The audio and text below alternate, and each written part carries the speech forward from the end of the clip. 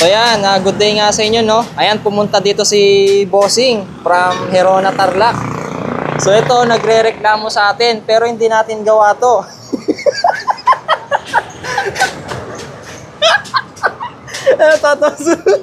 Anong ginawa sa album mo? Ano po, boss? Ano? Small, medium, large. Solid. Ano yung pipe mo? Replica Pro. Ito, Replica Pro. Halimbawa, nakakabit. Paano na yung nakabit? Pakita nga natin. Nakagana naman po siya. Ganyan. Okay naman yung pagkakabit. Pero Pero pagka yung elbow na... Salpak ko po yung elbow. Palpak. Matsuran eh. Sa Kapampangan, no? Pagka na po, o di parang... Pinay...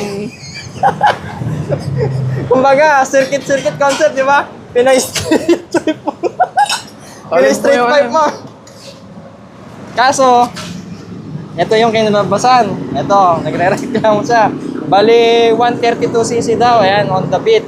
So, tignan nyo naman. Ayan, ito. Grabe nga, no? Kanina napapamura ka na, bossing, ha?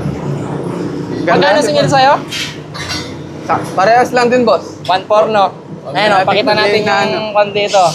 Kwan siya, cut siya, oh. Ayan, maganda naman yung pagkakakat.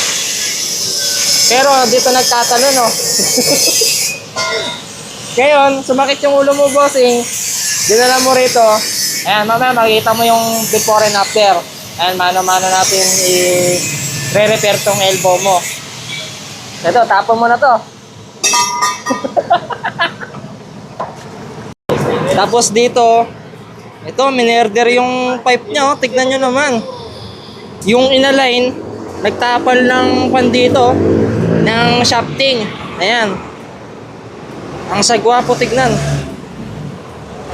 Pero ngayon, lalagyan natin ng flat bar mamaya to dito para gumanda yung tayo niya. Ayan, pakita natin mamaya. Sayang naman to, Replica Pro pa, oh. Ang ganda, oh. Oh. Ayan, dito si Tolax yung gumagawa rito, mano-mano yan.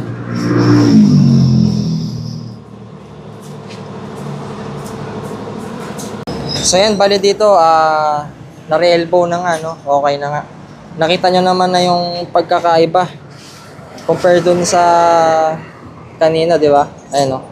Ayan ang gusto mong mangyari ni Kamapler natin, yung ganitong tindigan ng Replica Pro. Ayan, no? Napakaangas, di ba? Honda Beat yan. Circuitan.